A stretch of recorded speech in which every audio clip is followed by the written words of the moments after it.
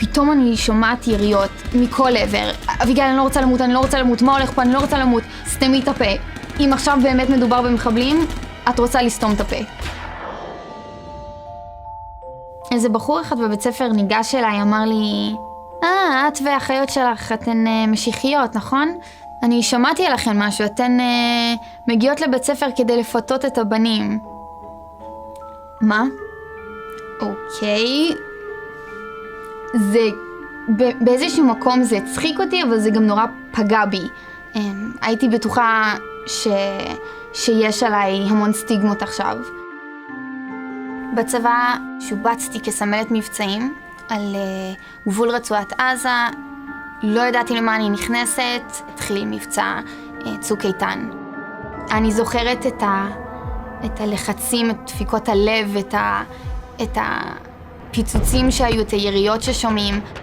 אני שומעת דפיקות בדלת, מפקדים רצים פנימה באטרף, מתחילים לצרוח, זורקים פקודות, איכשהו הכל קורה, דברים עפים באוויר. אני לא יכולה, זה קשה לי, אוף. לא יודעת מה הולך שם, ואיכשהו אני מתפקדת. ופתאום אני שומעת עוד דפיקה בדלת, מישהו נכנס, ואני רואה שזה חייל פשוט מבוהל, מלא בדם. כל האפוד שלו היה פשוט מוכתם בדם של חבר שלו, והוא צורח, והוא מתחיל להגיד כל מיני דברים, ואין לי מושג מה הוא אומר. מתוך כל הצעקות והבלגן שלו והסערה שלו, אני מבינה שחבר שלו בחוץ, וצריך לפנות אותו, הוא פצוע. מה לעשות? אין לי רכב פינוי. האינסטינקט הראשוני הוא פשוט כלום. לא ידעתי מה לעשות, מה אני עושה במצב כזה, ממתי אני אחראית לדברים האלה. עזרנו לו עם הפינוי של חבר שלו, ובסופו של דבר הוא נשאר איתנו.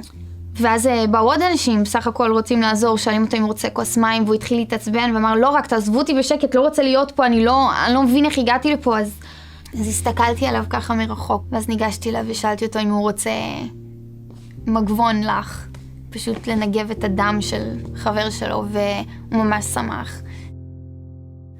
אני וחברות שלי החלטנו ללכת להתארגן ככה לפני משמרת, ופתאום אני שומעת יריות. בהלם מוחלט, לא יודעות מה קורה, נשכבות על הרצפה, כל החלונות מתחילים לרעוד, אנחנו בפאניקה, אין לנו מושג מה קורה מסביב, וחברה שלי נכנסה פשוט לאטרף. התחילה למלמל ולצעוק, כי אביגיל, אני לא רוצה למות, מה הולך פה, אני לא רוצה למות. לא ידעתי כל כך מה לעשות, לראות את חברה שלי במצב הזה, והדבר הראשון שיצא לי מהפה זה, סתמי את הפה. אם עכשיו באמת מדובר במחבלים, את רוצה לסתום את הפה. פשוט התחלתי להתפלל. אמרתי אלוהים, מה הולך פה, מה קורה פה, ואני זוכרת שזו הייתה הפעם הראשונה שפשוט הרגשתי כל כך קרובה למוות, שהרגשתי שיכול להיות שזה הסוף. היה אחד שנורא יצא לי להתחבר אליו, שהיה לנו המון במשותף. הקשר ככה, קשר טוב נוצר. עשיתי משמרת לילה, מה שאומר שאני ישנה במהלך היום, ובמהלך אותו יום שישנתי, הגדוד בעצם היה צריך לעזוב, להתחיל להתארגן לכניסה לרצועה. והוא בא לחדר והוא אמר לי בצורה הכי שקטה ורגועה בעולם, אביגיל, באתי להיפרד, אנחנו צריכים להתכונן לכניסה. קמתי וחיבקתי אותו, וזה היה פשוט כזה חיבוק גדול ועוטף, רק ביקשתי ממנו שישמור על עצמו. ואז הוא יצא. פתאום אני שומעת על אירוע גדול, אז אני רצה פנימה ואני עונה לטלפון, ואני שומעת בצד השני, בקו השני, אני שומעת צרחות ויריות ופיצוצים ואנשים צורכים, ואני שואלת אותו מה הולך שם, מה קורה. יש 3 הרוגים ויש פצועים, וישר קטעתי אותו, אמרתי, אני מכירה אותם, זה מישהו שאני מכירה, זה מישהו שהייתי איתו, והוא אומר לי, את לא מכירה אף אחד ואני חייב ללכת, ביי. פשוט ידעתי שהוא משקר לי, הלב שלי פשוט נפל, ובאופן אוטומטי התחלתי להתפלל. אלוהים בבקשה לא, אלוהים בבקשה לא, אלוהים בבקשה לא. פשוט חוסר אונים, ניתקתי את הטלפון והלכתי לישון. וכשקמתי בבוקר, החלטתי שאני אסתכל על העדכונים, על החדשות. התפללתי, אמרתי אלוהים בבקשה, אני לא רוצה לראות את הפרצוף שלו. כשהדף נפתח, אני רואה את הפרצוף שלו ושל הבן אדם השני שהכרתי ככה בגדול מופיעים בעמוד הראשי. לא חשבתי שזה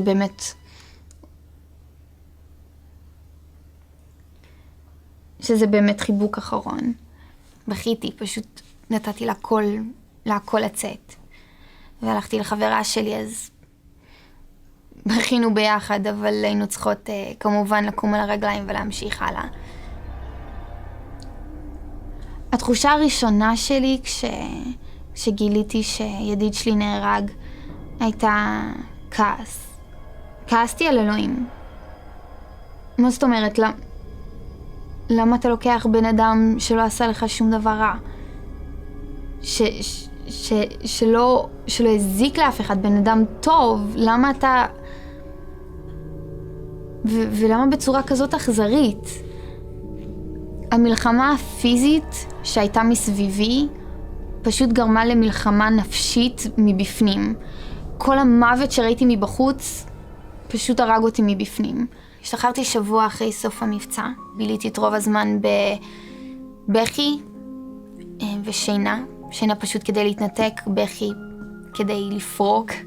זאת הייתה השגרה שלי. לא ידעתי עכשיו איך אני מתמודדת עם החיים, כי לא היה לי יותר את השמחה הזאת. לא הרגשתי שאני יכולה יותר לעודד או לעזור לאחרים. לא משנה מה זה היה, אנשים ביקשו ממני לחייך, אמרו לי שזהו, נגמר, החיים ממשיכים. לא זכרתי איך מחייכים. מבפנים הייתי מרוסקת, הייתי שברים ולא ידעתי איך אני קמה מזה. לא הייתה לי משמעות לחיים. לא היה לי ערך לחיים. בשביל מה יש לי לקום בבוקר? בשביל מה יש לי ללכת לעבוד עכשיו? בשביל מה? הרי החיים יכולים להיגמר ככה. לא משנה מה עשיתי, עד כמה פשוט הכרחתי את עצמי, הייתי קמה בבוקר, אומרת לא, היום אני שמחה, היום אני מחייכת והיום אני ממשיכה הלאה והיום הכל הולך להיות בסדר. זה לא עזר בשום צורה. לפני השנתיים האלה הייתי אביגיל השמחה והחייכנית שכל הזמן יש לה אנרגיות ומרץ וכל הזמן שמחה והחיוך אף פעם לא יורד לה מהפנים, ופתאום הפכתי להיות אביגיל האפורה הזאת שלא יכולה לחייך, שלא מצליחה להיות שמחה, שלא רוצה. הייתי בהזכרה של אחד ההרוגים, ואז חזרתי הביתה וחגגנו את ערב יום העצמאות כמה חברים ביחד. על האש, לא משהו מיוחד. פתאום התחילו זיקוקים. בשנייה פשוט הלב שלי נעצר והתחלתי לבכות בלי שליטה. זה הכל חזר ונפל עליי בכזאת מכה שהתחלתי לרעוד ופשוט לא הבנתי מה קורה לי, והייתי כל כך בטוחה שחזרתי עכשיו אחורה. זו הייתה הפעם הראשונה שהבנתי שאני כנראה סובלת קצת ממשהו שנקרא פוסט-טראומה. שירים, ריחות, צלילים שפשוט מעיפים אחורה, ומאוד מאוד קשה לעצור או להדחיק את זה. זה פשוט מציף בשנייה, וזה כבר הגיע למצב של כאב פיזי. אם זה לקום בבוקר ולהקיא בלי שום סיבה ולהמשיך הלאה, פיצוצים, מיגרנות נוראיות, זה כבר לא יכולתי לבכות, הייתי בטוחה שכבר בכיתי את כל הדמות של החיים שלי. ומתוך כל הכעס הזה, מתוך כל ההרס הזה שהיה בתוכי, פשוט ראיתי והבנתי שהשמחה שלי, שהתקווה שלי לא נמצאת בעולם הזה, לא נמצאת בשום דבר שקשור לעולם הזה. השמחה שלי, התקווה שלי חייבת להיות קשורה למשהו שהוא נצחי, למשהו שהוא הרבה מעבר. הדבר היחיד שיכולתי להחזיק בו היה אלוהים. וכל עוד יכולתי להחזיק בו, ידעתי שאני יכולה לצאת מזה. וזה היה ממש כמו צעדי תינוק. כל פעם צעד קטן, עוד משהו שהייתי צריכה לעשות כדי לשבור את הדיכאון, כדי לשבור את הפחד. זה היה תהליך איטי וכואב, אבל זה משהו שהגיע בסופו של דבר. ואני מלאת שמחה והודיה גם על הדברים הקשים שהייתי צריכה לעבור. במשך מעל חודש כל מה שראיתי מסביבי היה מוות. הקרבה בשבילי, בשביל המדינה. זה בדיוק מה שישוע המשיח עשה בשבילי. הוא מת כדי שאני אוכל לחיות. ישוע המשיח בא כדי שלי יהיו חיים. כדי שלעולם יהיו חיים.